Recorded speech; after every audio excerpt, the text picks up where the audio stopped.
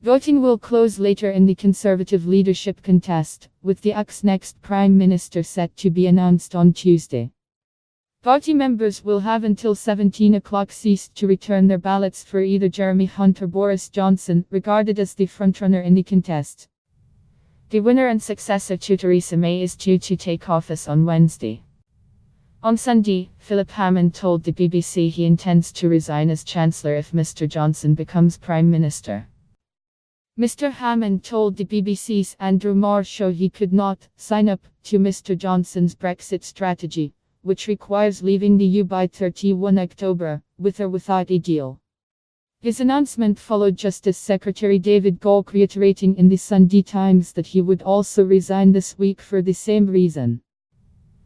Mr. Johnson has said the UK must leave the EU by the new Brexit deadline of 31 October, do or die, come what may, while Mr. Hunt has said he is prepared to further delay Brexit, if required, to get a new withdrawal deal. Writing in the Daily Telegraph, Mr. Johnson insisted a deal could be reached by 31 October if the country rediscovers its sense of mission. We can come out of the EU on 31 October, and yes, we certainly have the technology to do so, he wrote. What we need now is the will and the spirit. Meanwhile, with the next Prime Minister due to be announced this week, two former Labour Prime Ministers have warned about what they see as the dangers of leaving the EU without a deal. Writing in the Times, Tony Blair said a no-deal exit could range from being very difficult to catastrophic. No one knows with certainty the impact of no deal for the simple reason that no developed nation has ever left overnight its preferential trading arrangements in this manner, he wrote. Mr. Blair added that there was no prospect of a new deal with the EU that Mr. Johnson would approve of, arguing that a second Brexit referendum was the solution. Gordon Brown, meanwhile, is to claim in a speech in London that leaving without a deal would push the British economy off a cliff. Analysis political correspondent Chris Mason. This is the week where everything changes and, perhaps, nothing changes at all. A week where the old establishment becomes the new rebels, where the crowd-pleasing showman throwing rhetorical rocks at the leadership becomes, in all likelihood, the leader himself. The differences in temperament and character between the outgoing Prime Minister and her likely successor, Boris Johnson, could hardly be more stark. Can you imagine, for even a moment, Theresa May dangling forlorn from a zip wire? But while a change in personnel is coming, so many of the fundamentals remain the same.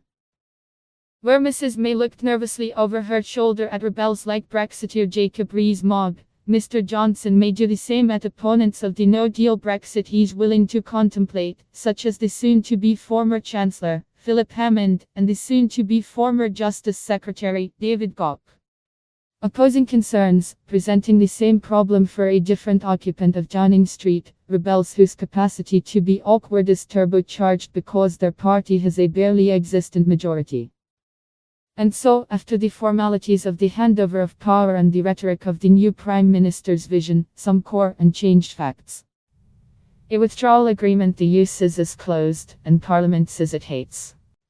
A deadline minus 31 October, ticking ever closer. And a Prime Minister facing loud opposition in Parliament. Sound familiar? So there is one big question: can Boris Johnson, if it is him, succeed where Theresa May failed? And if he can, what will success look like? Last week, MPs approved measures aiming to stop the next Prime Minister suspending Parliament to force through a no-deal Brexit. Mr. Hunt has ruled this out as a way to ensure Brexit takes place before the end of October, but Mr. Johnson has not done the same. On Sunday, former Tory leader Ian Duncan Smith, who is managing Mr. Johnson's campaign, said the issue was a complete red herring. He said the suspension, or prorogation, of Parliament was not the real debate, because MPs had already fixed the 31 October exit date in law. Meanwhile, the Liberal Democrats will announce the winner of their own contest to find a new leader, replacing Sir Vince Cable. Either Deputy Leader Joe Swinson or former Energy Secretary Ed Davey will be announced as the party's next leader on Monday afternoon.